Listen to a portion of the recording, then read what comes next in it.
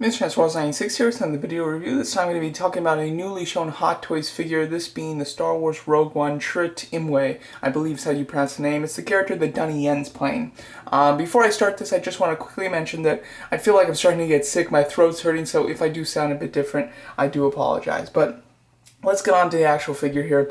So this was one I was extremely looking forward to. I'm beyond excited for Rogue One, and I love Hot Toys, so obviously I've been very excited for Hot Toys reveals of Rogue One figures. We've had plenty of Troopers, which is all very fun, but you know, I was really looking forward to the actual people. And this is the first one that we're getting. He was just shown at a Star Wars event just not too long ago, just last week I believe, and now the official images of him are out, and he is on pre-order. There's a deluxe and standard version. I'll be talking about both, obviously. First of all, just the figure itself, I think is looking quite good. The head sculpt, like you can get a nice shot of it here. It's really quite on par, I think.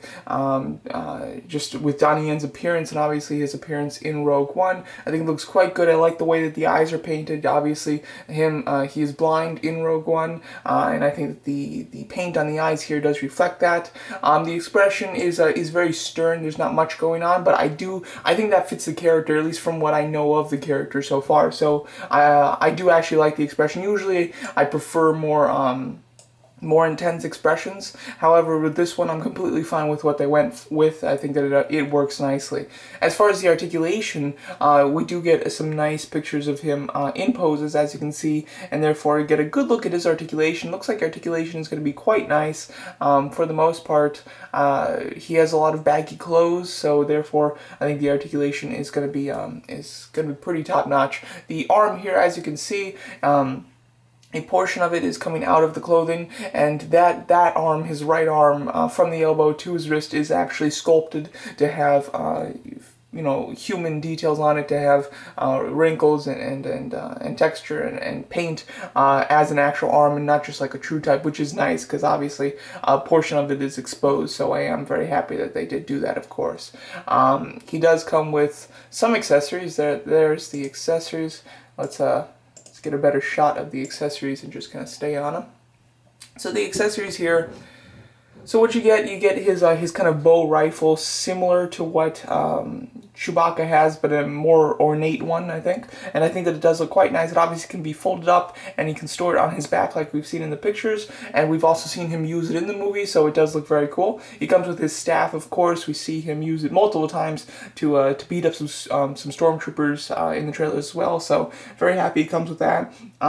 He comes with an array of hands, a pair of fists, a pair of hands to kind of more loosely hold the staff, as well as you can kind of as like let's see if I can find, yeah, here we go. In this picture, like, this is kind of the hand that he uses to hold the staff, but it also can be like that kind of curled back fingers, like about to strike, type of pose too. So I do like that hand. I think that it seems quite versatile, and both of those positions work really nicely.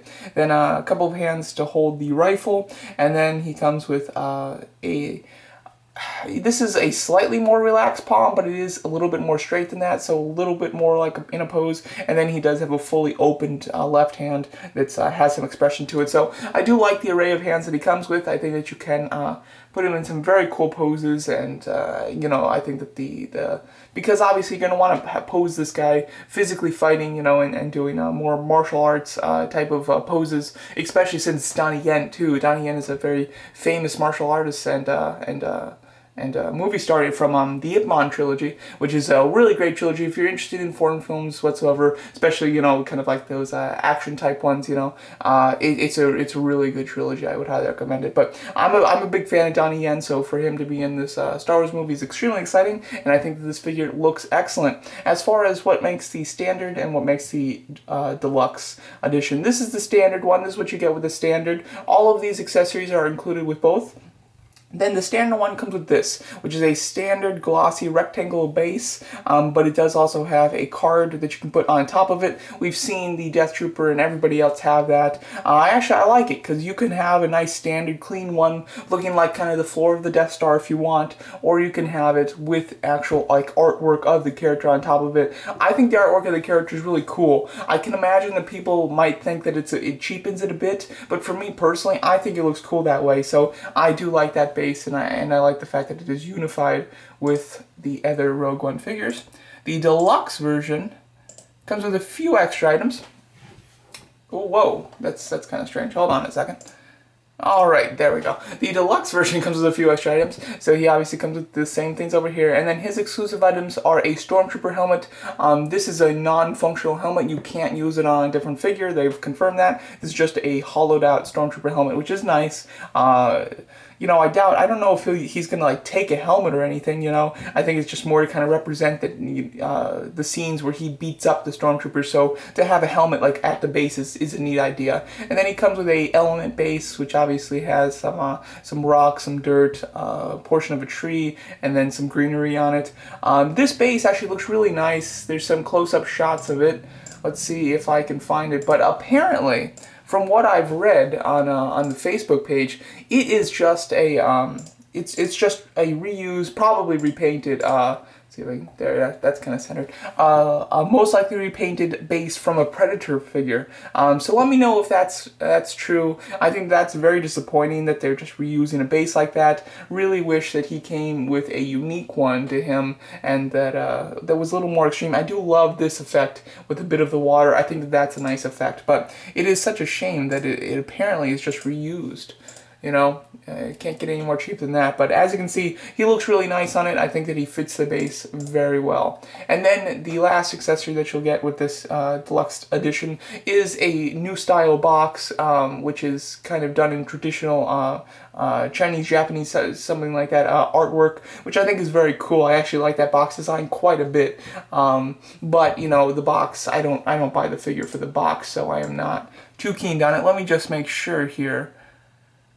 Okay, yeah, he does not. Yeah, the deluxe edition, although even I'm on the deluxe edition's page right now, and this picture is on here. However, the deluxe edition does not come with this base. It instead comes with the element base. You don't get both with the deluxe edition. So because of that, I'm actually not too into this deluxe edition. I think that for me personally, it's not worth it, simply because I would like a more unified base, because Chirrut Imwe is not the only figure from Rogue One I'm going to get. I'm going to get Jyn Erso, as well as K2SO. I'm thinking about Baze, Malbus, and you know, some others I'll have to decide on once I see the movie. But I'm going to have multiple figures, and therefore I'm going to display them together, and I would like their bases to be unified. So to have everybody else on a really nice looking base with the character artworks in the same style of each of them, you know, and then to have Chirrut Imwe here on an element base would just look really strange. So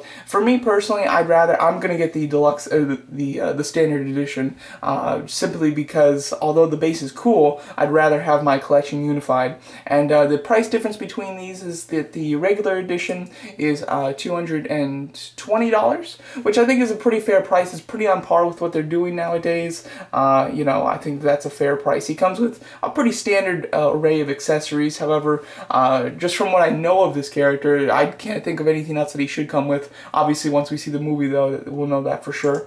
And then the deluxe edition is $245, so it's an extra $25, and you get the element base, you get the Stormtrooper helmet, you get the designer box, and then you do not get the standard base. So you get a few extra things and you don't get one of the other accessories, which is disappointing. Like with the deluxe version of Boba Fett, they included both versions, the standard base and then the Sarlacc pit base. So I wish that they would have done that with him too, but since they didn't, I'm just going to go with the standard version, even though, you know, if I'm buying a hot toy, I figure, why not get the best version I can get? You know, I'm already spending a lot, so a little bit extra just to get the best version isn't much. So had they included the standard base with the deluxe version and like raised the price $5, I would totally get the deluxe version. But since they're not, I'm just gonna get the standard version so that my collection is unified. So I'll be interested to see how many people end up doing that.